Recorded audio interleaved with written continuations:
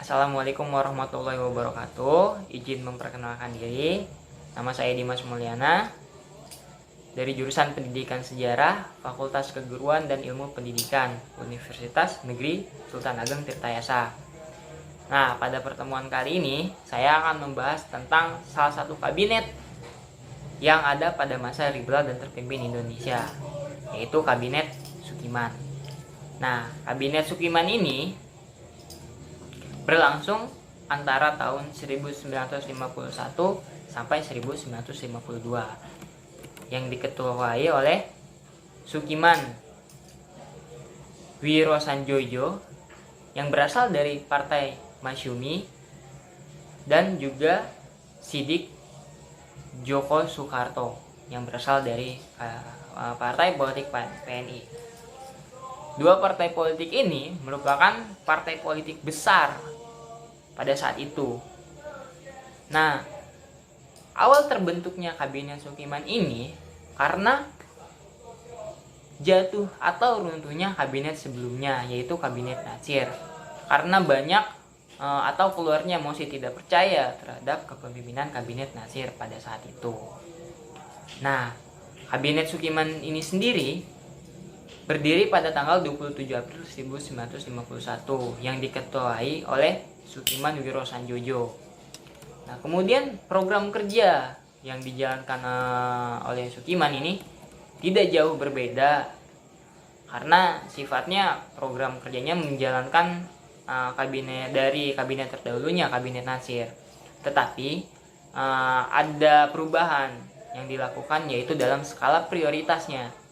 Yang pertama, dalam bidang keamanan, Kabinet Sukiman menjalankan tindakan-tindakan tegas sebagai negara hukum untuk menjamin keamanan dan ketentraman. Yang kedua, bidang sosial dan ekonomi. Nah, Kabinet Sukiman ini mengusahakan kemakmuran rakyat secepatnya dan memperbarui hukum agraria agar sesuai dengan kebutuhan dan kepentingan petani.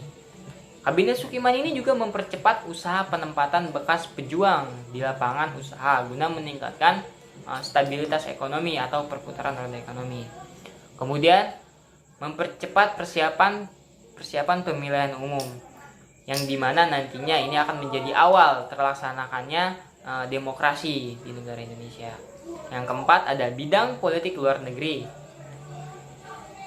Nah, dalam bidang politik luar negeri ini Kabinet Sukiman menjalankan politik luar negeri secara bebas aktif, serta memasukkan Irian Barat ke dalam wilayah Republik Indonesia secepatnya. Yang kelima, dalam bidang hukum, Kabinet Sukiman menyiapkan undang-undang tentang pengakuan serikat buruh, perjanjian kerjasama, penetapan upah minimum buruh, dan juga menyelesaikan pertikaian antar buruh. Kemudian untuk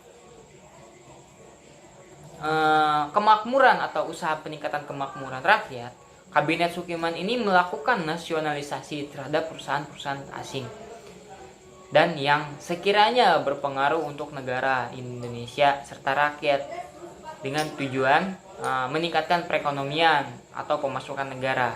Salah satunya yang jadi nasionalisasikan yaitu The Javas Bank sebagai bank sirkulasi dan juga menjadikan awal sebagai Bank Indonesia. Nah, program pokok Kabinet Sukiman itu juga tidak jauh berbeda, hanya saja salah satu yang paling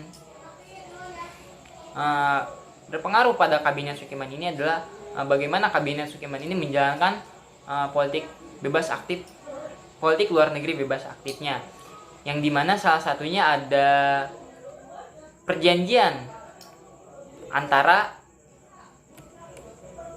Indonesia dan juga Amerika Serikat, yaitu perjanjian Mutual Security, yang dimana dalam perjanjian Mutual Security atau MSA ini terdapat undang-undang keamanan bersama guna meluncurkan program bantuan luar negeri Amerika Serikat terhadap Indonesia. Nah, mungkin tadi terkait untuk program kerja Kabinet Sukiman.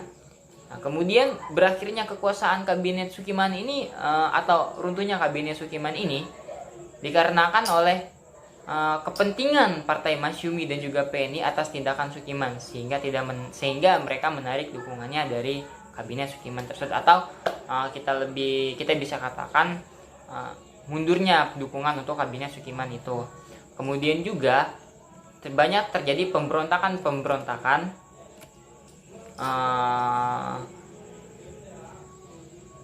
yang terdapat pada Kabinet Sukiman ini.